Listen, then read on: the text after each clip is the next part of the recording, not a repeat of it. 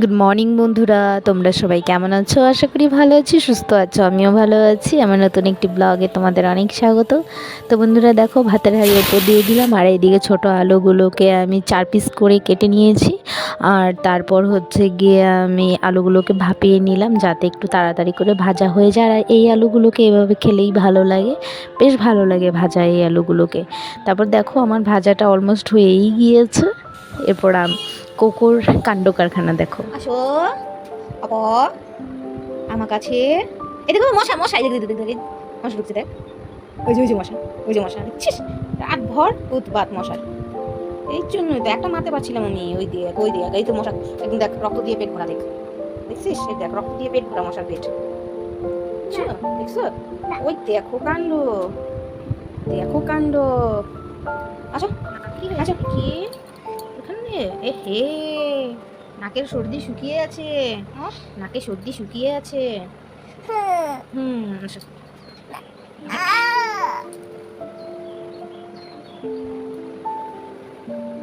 আসো উঠো, বাচ্চাটা ওঠো, আমার বাচ্চাটা চুলকাচ্ছে। মশা কামড়েছে তোমাকে? ওলে মশার কামড়ই তো আমরা সহ্য করতে পারি না। ওই যে মারবো কি মশা, মারবো। কোথায় গেল মশা? বাই বাই, আমি রান্না করছি, রান্না করছি। দেখো আমার রান্না বান্না কমপ্লিট। যে কলার মোচা, আলু ভাজা, আমের টক, আর হলো মটর ডাল, আর এদিকে হচ্ছে রুটি হচ্ছে। রান্না বান্না কমপ্লিট করে চলে এলাম বাসন ধোয়ার জন্য। আগে কড়াইটাকে ধুয়ে রেখে দিলাম, কারণ বেসিনটা হয়ে গেছে ছোট, তো সবগুলো বাসন তো একবারে জায়গা হয় না, তাই কড়াইটা তো বড়, তাই কড়াইটাকে ধুয়ে আগে রেখে দিয়ে নিলাম। এরপর হচ্ছে আমি বাসনগুলোকেও ধুয়ে জল দিয়ে ধুয়ে নিলাম। এরপর হচ্ছে আমি ওভেনটাকে ঘষে নিব সাবান দিয়ে। তো দেখো, এভাবেই আমি গ্যাস ওভেন পরিষ্কার করে নিই। তো এভাবে পরিষ্কার করলে টাইম একটু কম লাগে আর কি। তো আর আবার খুলে খুলে যদি ধুতে যাও তো সময়টা বেশি লাগে। এরপর ওভেনটাকে ধুয়ে নিয়ে আমি চলে এলাম বিছানা গুছানোর জন্য। তো আজকে হচ্ছে বিছানা চাদরটা চেঞ্জ করব। তো চলো বন্ধুরা, চাদরটাকে চেঞ্জ করে নিই, অনেক দিন থেকে চেঞ্জ করা হয় না, তো ধুয়ে নিব আজকেই আর কি। তো সব কিছু তো আর দেখানো যায় না, নয়তো অনেক বড় হয়ে যায় একটা ব্লগ। তো চলো বন্ধুরা, চাদরটাকে এদিক ওদিক ভালো করে গুজে নিই। আর এই চাদরটা মানে অনেকটাই ছোট, মানে এই খাটটার জন্য কোনো চাদরই আর কি ঠিকঠাক হয় না। বন্ধুরা, অবশেষে সময় পেলাম ক্যামেরাটার সামনে আসার জন্য। তো রান্না বান্না করে রাই কোকোকে খাইয়ে দিলাম। ওরা দুজন আজকে সকালে গিয়ে টিউশন গেল। তো 10:30টার সময় ম্যাম যেতে বলেছে, তো 10:30 নয়, 10টার সময় যেতে বলেছে, তো 10টার সময় পাঠিয়ে দিলাম। আর এদিকে আমিও খেয়ে নিলাম। তো এখন হচ্ছে ঘর ঝাড় দেবো, তারপর কাপড়গুলো ধুবো, ধুয়ে নিয়ে আমি ওদের আনতে যাব। আজকে ওদের চুলগুলো কাটাবো।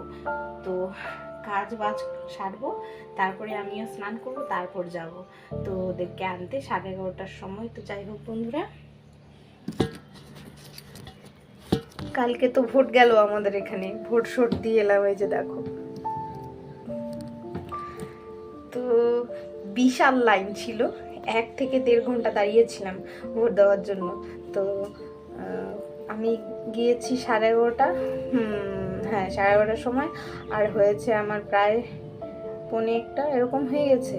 বাবা অনেকটা টাইম লেগে গেছে, ভিড় ছিল ওই টাইমটা, তার সকালে নাকি ভিড় কম ছিল। তো খুলবে হচ্ছে সোমবার থেকে। তো আমাদের দার্জিলিং ডিস্ট্রিক্ট তো 26 তারিখ ভোট গেল, তো 26 তারিখ থেকে স্কুল বন্ধ ছিল, তো একদম সোমবারই খুলেছে, খুলবে আর কি।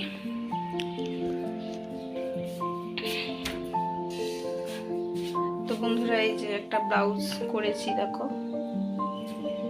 এই যে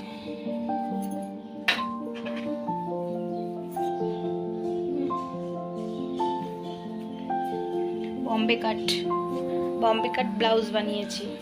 আর আজকে রান্না করেছি মটর ডাল, ঝিঙে দিয়ে, আমের টক, ছোট আলু, একটা ছোট আলুকে 4 পিস করেছি, মানে চোচা শুদ্ধই ভাজা করেছি, আর হলো গিয়ে কলার মোচা রান্না করেছি। এই তো আজকে খাওয়া দাওয়া। প্রতিদিন যদি ঘর না মুছি তাহলে ঘরে আর পাড়া দিতে হবে না। এরকম অনেক মানুষ আছে যারা প্রত্যেকদিন আর কি ঘর মোছে না, কিন্তু আমার বাড়িতে সেটা হবে না। কারণ একটাই, যে এই ঘর নোংরা করে রে বাবা, মানুষ কেন অন্য কেউ আসলেও এই ঘর পরিষ্কার করা মুশকিল আছে। ঠাকুরের ঘরটাও মোছা হয়ে গেছে, আর এই ঘরটাও আমার মোছা হয়ে গেল, আর রইলো বাকি বারান্দাটা। তো বারান্দাটা মুছে নিয়ে কাপড়গুলো ধুবো, তারপর স্নান করবো, তারপর আবার ওদের আনতে যাবো। ব্যাস, এইটা হলো কাজ। তো বন্ধুরা দেখতে পেলে আমার কাপড় চাপড় ধোয়া হয়ে গেল। তো এখন স্নান করব, স্নান করে তারপর ওদের আনতে যাব। আর ওখানে গিয়ে তো বললামই আগে চুলগুলো কাটতে হবে। আর প্রচুর পরিমাণে গরম বাবা, বললাম না এই ঘরটা তো পুরো মাইক্রো ওভেন, এত গরম বাবা। মানে রাস্তায় বেরোলেও এত গরম লাগে না যতটা গরম এই ঘরটার মধ্যে লাগে। আর কি করব, কিছু করার নেই। যতদিন নিজেদের বাড়ি কমপ্লিট না হচ্ছে ততদিন যেতেও পারছি না, শান্তিও পাচ্ছি না। ওখানে গেলে অন্তত একটু গরম তো কম লাগবে, কারণ এই ঘরটা প্রচুর পরিমাণে নিচু, দেখো একদম নিচু ঘরটা, যার জন্য এতটা পরিমাণে গরম লাগে। ফ্রিজের মধ্যে জল ভরে রেখে দিতে হবে, কারণ সকালে ভরিনি এখনো পর্যন্ত, তো ভরে দিতে হবে। পরে আবার এত গরম হবে তো ঘরের যে জলটা রাখা হয় সেই জলটা পর্যন্ত গরম হয়ে যায়। বুঝো তাহলে কি পরিমাণে গরম। আর এই যে চুড়ি দেখতে পাচ্ছ, এই চুড়িগুলো পর্যন্ত ছ্যাঁকা লাগে হাতের মধ্যে, এতটা গরম হয়ে যায় ঘরটার মধ্যে। ভাবো তাহলে কি পরিমাণে গরম। তো বন্ধুরা, আমি রাই আর কোকোকে আনতে যাচ্ছি এখন। তো সেই চেনা রাস্তা, সেই চেনা জায়গা দিয়েই যাচ্ছি। তো এদিকে ঘর বাড়ি বানাচ্ছে, বিল্ডিং বানাচ্ছে আর কি। তো এখন রাস্তার মধ্যে রডের কাজই হচ্ছে আর কি। দেখো জায়গাগুলোও ভরে যাচ্ছে, একটা একটা করে বাড়ি হয়ে এদিকে 3-3টা বিল্ডিং উঠছে, মানে সব জায়গা যেগুলো খালি ছিল সব ভরে যাচ্ছে বাড়িঘর হয়ে।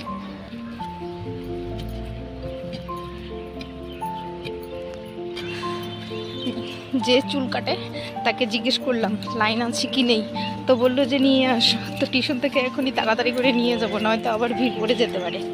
তো চলো নিয়ে আসি। তো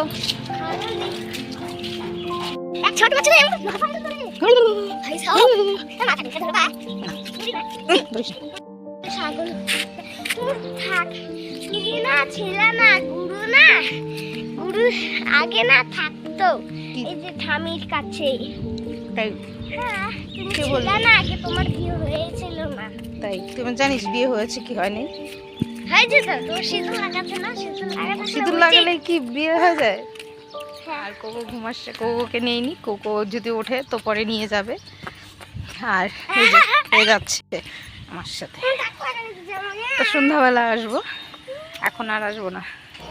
দেখো বন্ধুরা, গরুটা না একদম জল খাওয়ার জন্য কেমন করছিল। তো একটুখানি জল ছিল, সেটা খেতে যাচ্ছিল, কিন্তু জল তো ছিল না।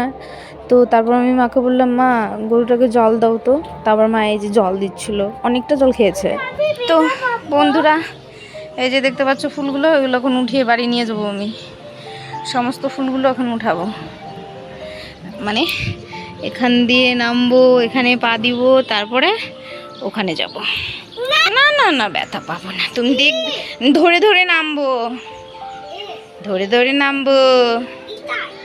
হেই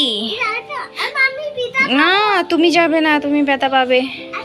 তো দেখো বন্ধুরা, আমি নিচে নেমে তো ফুলগুলো তুলে নিলাম, সবগুলো ফুলে তুলে নিলাম। মা হচ্ছে আর কি দিদির বাড়িতে যাবে, তো ফুলগুলো নষ্ট হয়ে যাবে নয়তো, সেই জন্য আর কি ফুলগুলো আমি তুলে নিলাম। আর দেখো ফুলগুলো কি সুন্দর, তো অনেকগুলো করে পাপড়ি আছে এই ফুলটার মধ্যে, আমি না নামটা জানি না।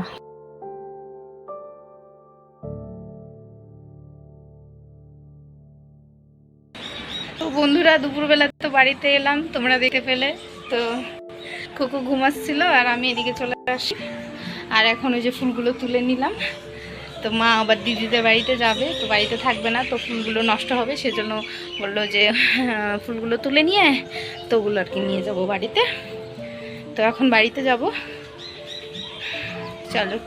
তো ব্লগটি আমি এখানে শেষ করছি। তোমরা সবাই ভালো থেকো, সুস্থ থেকো, আমার চ্যানেলটিকে সাবস্ক্রাইব করো আর লাইক কমেন্ট শেয়ার অবশ্যই করো। চলো টাটা বাই বাই, দেখা হবে নতুন আরও একটি ব্লগে। তো চলো আজকের মতো এখানেই শেষ করছি, চলো টাটা।